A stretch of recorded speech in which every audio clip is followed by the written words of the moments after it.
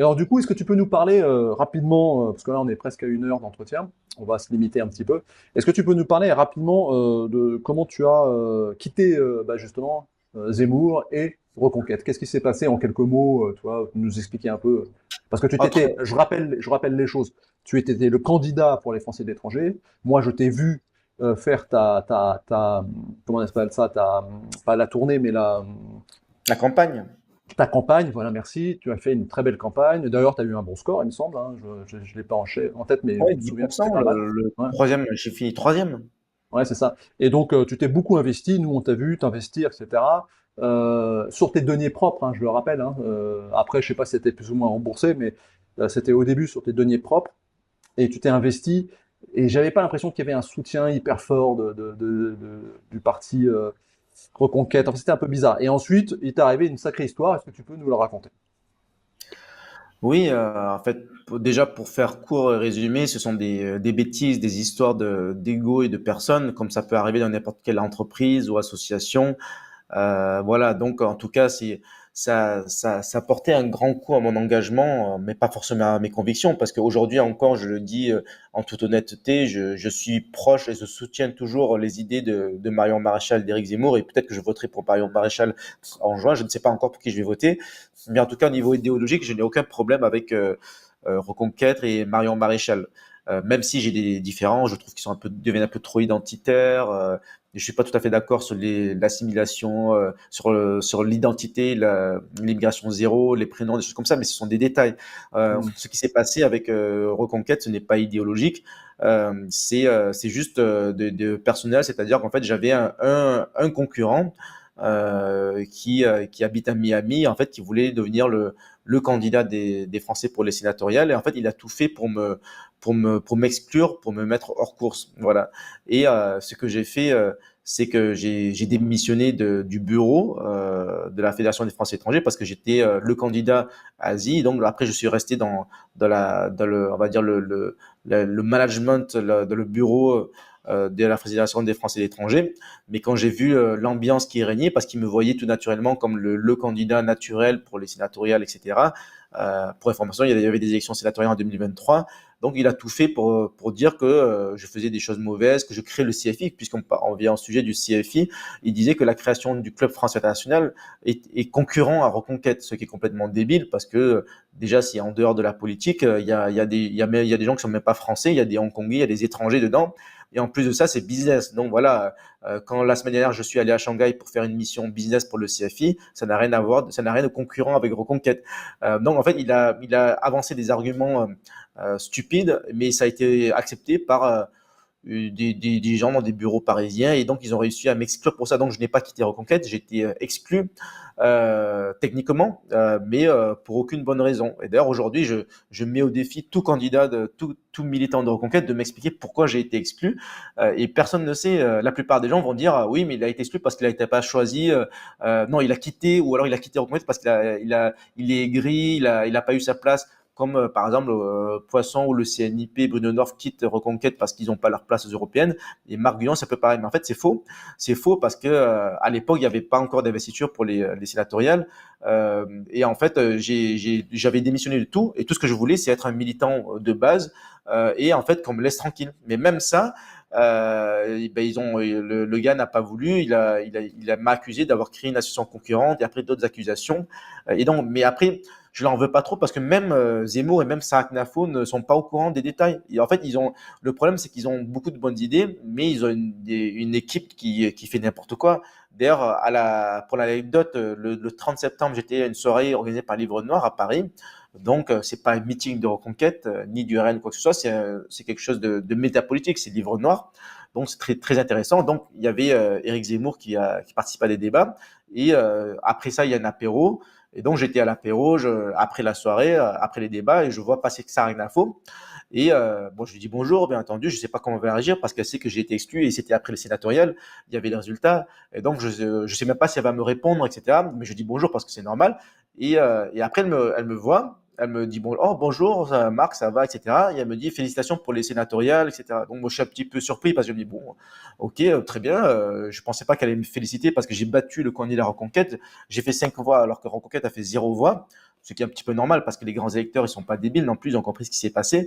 Mais en fait, je suis surpris de la réaction de Sarah Knafo parce qu'en fait, je pensais que si elle était derrière tout ça, qu'elle me voulait, elle pensait du mal de moi, elle m'aurait même pas dit bonjour, elle aurait tracé sa route, elle aurait fait semblant de ne pas me voir. Et après, j'ai dit, bon, merci Sarah. Et bon, par contre, c'est dommage ce qui s'est passé à Reconquête, c'est-à-dire l'exclusion, etc. Et après, elle me dit, ah ben oui, dommage, mais bon, voilà. Et moi, je la regarde, je dis, mais ouais, mais encore, dommage, mais on fait quoi maintenant? Et après, elle me dit, ouais, mais tu sais, j'y peux rien, etc. Et après, je lui dis, oui, mais Sarah, tout le monde sait très bien que c'est toi qui gères tout à Reconquête, qui tire les ficelles, qui a créé le parti, etc. Et après, elle me dit, oui, non, mais c'est pas vrai, moi, j'ai pas le temps, c'est Nicolas B qui gère, moi, je m'occupe pas des fédérations, voilà, quoi. Voilà. Et donc, en fait, j'ai senti dans sa réponse qu'elle n'était pas de mauvaise volonté. Donc, c'est même pas Sarah Knafo. Déjà, Zemmour et Marion Maréchal, je sais que c'est pas eux, mais même Sarah Knafo, c'est pas elle. Ou alors peut-être que c'est une vraie comédienne et qu'elle m'a menti, je sais pas. Parce qu'il y a des gens qui m'ont dit, Ouais, t'as menti, c'est pas vrai. Je sais c'est pas. possible, hein. C'est possible, hein. Tu Peut-être. sais, Mais moi, j'y crois pas trop, en fait, hein. je sais pas, c'est Les gens, possible. Mais par contre, tu vois, ce qui les me gens sont conforte trop dans cul, hein. cette idée, parce qu'en fait, je lui ai dit, bon, tant pis, il n'y a pas de problème, je veux bien te croire, passe le bonjour à Rick de ma part. Et elle me dit, bah, putain, bah, viens lui dire bonjour toi-même. Donc, elle m'a amené backstage quand même. Donc, si elle avait menti, je pense pas qu'elle m'aurait proposé d'aller voir Zemmour. Non, Donc, mais je vais voir Zemmour. c'est pas forcément comme ça, si tu veux, si tu veux. Ce qu'il faut comprendre, c'est que tout fonctionne par intérêt dans la politique. Alors déjà, d'une manière générale, là, tu as découvert ce que c'est que, ce que, c'est que la politique avec un petit p. Ce que De Gaulle haïssait. De Gaulle haïssait les partis politiques. En fait, et moi aussi, je hais les partis politiques. Je hais les partis politiques parce que c'est, en fait, à partir du moment où il y a plus de trois personnes ensemble, les conflits commencent, quoi. Et dans la Ouais. politique, c'est pire. Et en fait, je ne pense pas qu'elle soit totalement pas au courant, etc. Mais ce n'est pas ça une volonté, mais elle a laissé faire. Et quand tu laisses faire, Ouais, c'est par aussi. intérêt, d'accord? C'est parce qu'il y a un mec qui lui a bien vendu l'affaire, ok? Mais elle avait tout à fait le pouvoir de dire non, d'accord? Et de se mettre en conflit, mais par intérêt, par lâcheté, facilité, par manœuvre politique, par magouille politicienne. Elle a laissé faire. Elle s'est dit, bon, il vaut mieux lui ou là, qu'est-ce qu'il voit, mais qu'elle soit pas au courant, non, ça j'y crois pas une seconde. Comme tu dis, c'est sans doute elle qui manipule tout dans ce parti. D'ailleurs, j'ai même l'impression qu'elle va se présenter aux européennes, c'est pas clair. En fait, en gros, Ça, c'est clair. Maintenant, elle est confirmée comme numéro 3 de la liste. ah ok, Parce que d'accord. donc, Ok. il y a Marion Maréchal, il y a Guillaume Pelletier, et numéro 3, c'est Sarah Knafo. Elle est passée aux infos récemment. Là, elle a été sur D'accord, le ouais, plateau. j'ai pas suivi la fin du truc, mais voilà, en fait, c'est une belle expérience quand même que ce que t'as eu de l'intérieur. C'est toi, c'est quand même un monde pourri, et c'est là le problème fondamental, c'est qu'en fait, De Gaulle haïssait les partis politiques, il a voulu aller au-dessus, et il a été au-dessus, mais le souci, et ça c'est la Cinquième République qui a été créée pour lui, par lui, et le problème c'est que depuis on n'a pas retrouvé quelqu'un de sa valeur, quoi. Et c'est pas Zemmour, c'est pas Asselineau, c'est pas Philippot, ils ont aucune valeur politique ces mecs, enfin aucune valeur politique, ils ont des valeurs, c'est des, ce que j'appellerais moi des exégèses, et ils nous apportent quelque chose. Zemmour a apporté la libération de la parole sur l'immigration, le remplacement, que moi j'appelle le remplissement, hein, le grand remplissement, parce qu'il n'y a pas un remplacement. On prend pas un Français qu'on met Il y a en un Afrique vide. et à la Il y a un place vide on met qui manque. un Africain. C'est un remplissement, parce qu'on est vide, comme on disait tout à l'heure, vide religieux, vide spirituel, vide démographique. Donc en fait, nos élites nous remplacent, parce qu'ils ont besoin de main d'œuvre, ils ont besoin de personnel pour nettoyer leurs chiottes. C'est aussi con que ça. Et donc en fait, on n'arrive pas à s'unir. Dans le camp patriote, on n'a pas pu s'unir, on n'a pas pu faire une liste commune, tu imagines. Que ça soit pour les souverainistes, les frexiteurs, moi je suis pour la sortie de l'Europe hein, et de l'OTAN. Mais même on n'arrive à rien faire. On n'arrive pas à s'unir. C'est parce qu'en fait, il nous manque un personnage fédérateur. Les Français sont un peuple qui aime le roi. Ils attendent un roi, les Français. Alors, c'est compliqué, c'est des fois c'est triste, mais pas du tout les Anglo-Saxons, c'est très différent. Mais les Français, ils ont, voilà, ils attendent un roi, un sauveur quelque part. C'est un peu idiot, mais voilà. Et Zemmour, à un moment donné, on a peut-être pu croire que c'était le cas, mais pas du tout. Et d'ailleurs, je pense que Sarah Knafo est en grande partie responsable là-dessus, quoi. C'est elle qui a dû retrouver, essayer de, toi qui viens de la droite un peu plus classique, non mais qu'est-ce que c'était que cette histoire d'aller chercher la droite? C'est n'importe quoi. Les bourgeois, les bourgeois, c'est les pires. Les bourgeois, le centre mou, l'extrême centre bourgeois, c'est ce qu'il y a de pire en politique. Ces gens-là travaillent pour leurs intérêts propres, pas pour la nation. Ils en ont rien à foutre. Et c'est pas du tout des nationalistes, hein. Ça, c'était bon. On va pas polémiquer là-dessus. Je vais te laisser terminer, de conclure cet entretien. Tu conclus sur ce que tu veux, si tu as un message à passer. Voilà, je te Ben, remercie encore pour ton temps. Et puis, je dois dire, bah, après, je mettrai un lien sur ta chaîne, parce que tu as fait beaucoup de vidéos ces derniers temps, hein, tu as été très actif sur les européennes, tu as fait des vidéos très intéressantes, tu as discuté avec pas mal de gens, donc ça c'est pas mal. Je pense que tu progresses un petit peu dans ton, euh, dans tes connaissances, tes rencontres, dans ton réseau, si tu veux, et ça c'est bien parce que tu es actif, et ça c'est ce que j'aime avec toi, c'est que tu es un jeune homme actif, tu laisses pas tomber, tu es combatif, tu rebondis. Il y en a qui seraient peut-être tombés en dépression, toi, après ce qu'ils t'ont fait à Reconquête, qui auraient lâché l'affaire, qui auraient dit ah putain, je pleure, gna, gna, gna. Tu vois, non, toi, tu as rebondi, tu es un combattant, ça c'est le cas de le dire. Et je pense qu'ils ont fait une grosse perte avec toi. Et ils s'en mordront les doigts un jour, ou le jour où ils comprendront, toi.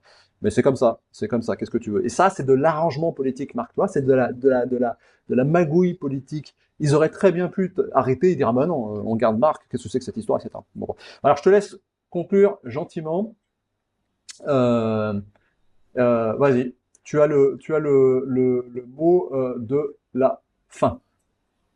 ben, je vais tout simplement réagir à ce que tu viens de dire sur le laisser faire, parce que en fait, c'est tout à fait ça.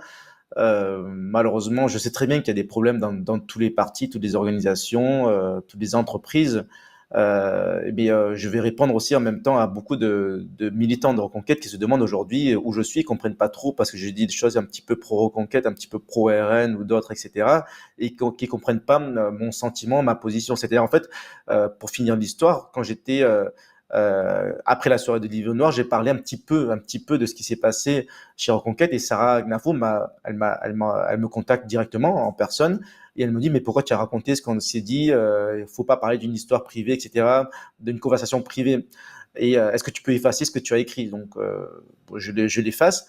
Et après, elle me dit, et après on discute après. Et donc en fait, elle m'a promis qu'on en discuterait, mais finalement, j'ai rien vu venir. Et c'est ce qui m'a déçu aussi, c'est-à-dire qu'en fait, euh, bon, déjà, elle a dit quelque chose, elle ne l'a pas fait. Je vais pas le courir après tous les jours pour dire oui, mais alors on a dit qu'on a discuté, on discute pas, etc. Donc en fait, finalement, je me suis senti un petit peu arnaqué. Et en fait, et comme tu l'as dit, quand j'ai fait ma campagne législative, j'ai donné beaucoup d'argent, mais aussi de temps, mais aussi ma réputation, parce que j'étais un élu apolitique dans le sens où j'étais en dehors des partis. Je ne suis pas apolitique dans le sens où je n'avais pas de conviction, mais j'étais apolitique dans le sens où je n'avais pas d'étiquette, sans étiquette. En 2021, il y avait plusieurs listes contre moi, il y avait la droite, la gauche, etc.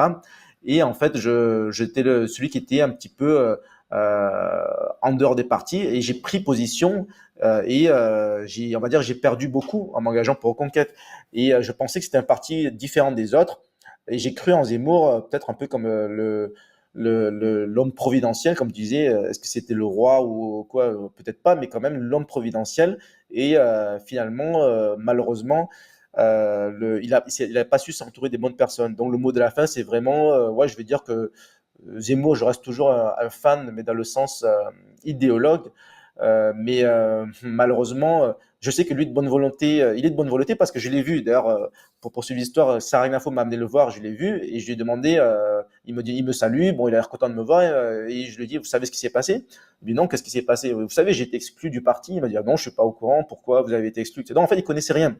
Donc j'ai pas voulu l'embêter avec mes histoires et tout ça. Mais en fait, ce qui est fou, c'est que à Reconquête, il y a des gens qui ont de bonnes idées, mais le parti, c'est vraiment géré n'importe comment. Et ça devient un petit peu une secte parce que quand je parle de cette histoire personnelle, en fait, j'ai des gens qui comprennent pas ce qui s'est passé. Ils cherchent pas à comprendre. Ils disent ouais, mais en fait, Marc, c'est juste un gars qui il a pas eu sa place, il a pas eu ce qu'il voulait, il est parti. En fait, c'est faux. S'il creusait un petit peu, il verrait qu'il y a un problème d'organisation. Et en fait, l'idéologie, il n'y a pas que l'idéologie dans la vie. Il faut voir aussi si le parti est mal géré, s'il y a quelque chose de malsain dedans. On se demande s'ils peuvent gérer la France aussi après. Voilà. Après, ils peuvent toujours changer. Moi, j'espère que Reconquête s'améliore, apprend de ses erreurs et finissent par prendre le pouvoir un jour. Mais bon, voilà, c'est ce que je leur souhaite. Je n'ai pas de mauvais sentiments à cet égard. Mais tout ça, ça permet quand même d'expliquer où j'en suis aujourd'hui. Maintenant, je crois de moins en moins à la politique. Je ne crois plus aux partis, en tout cas aux grands partis politiques pour les Français et l'étranger, parce que voilà, on vit à l'étranger. Moi, je pense à créer, on doit créer nous-mêmes nos réseaux d'entraide, comme le CFI, comme d'autres. Donc, c'est pas concurrent aux partis politiques, mais c'est, on va dire, c'est une alternative dans le sens où je suis pas certain que la France se redresse, malheureusement. Je me fais une raison, je vis à l'étranger pour certaines raisons. Et la politique, ça m'intéresse moins. Voilà, je pense que maintenant, il faut créer des réseaux de patriotes, il faut faire du business, il faut faire du social, des soirées sympas. La politique en suit, il faut voter. Donc, je dis aux gens, allez voter, votez le 9 juin ou le 8 juin si vous êtes sur le continent américain, votez pour qui vous voulez. Votez pour Reconquête si vous voulez. Marion a beaucoup de grandes qualités que j'aime beaucoup. Votez pour le RN si vous voulez. Votez pour qui vous voulez, mais plutôt patriote. Ne vous abstenez pas parce que n'oubliez pas que vous êtes des citoyens français. Voter, c'est pas seulement un devoir, c'est pas seulement un droit, c'est aussi un devoir. Voilà. Ok Marc, bah écoute, merci beaucoup encore une fois. Je te dis à très bientôt et je pense que tu as conclu sur une des grandes vérités de ce monde, c'est qu'en fait, il faut toujours commencer à faire le ménage devant sa propre porte et à commencer à s'aider avec les gens proches de nous, créer notre cercle d'espace de paix et essayer de nous en sortir par nous-mêmes. En attendant, l'homme providentiel, le nouveau De Gaulle, le nouveau Napoléon ou je ne sais qui pourra sortir la France d'où elle est. En attendant, créons nos espaces de paix. À très bientôt, Marc. Merci. Merci à toi.